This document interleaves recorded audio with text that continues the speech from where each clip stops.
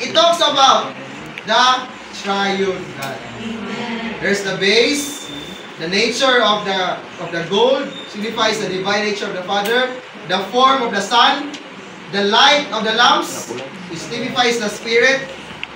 And now, sa Revelation 1:12, John saw a vision of the golden lampstand.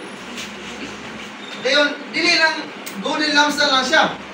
But John is so clear that this golden lampstand, iyang gipakapinan. Klaro niya nakita nga 7 golden lampstand. Ha? Niyagi kay unsa man ka nang 7 ka ani? Di ba 7 mo na 7 ka ani? 7 lang ka lamps. 7 yan na.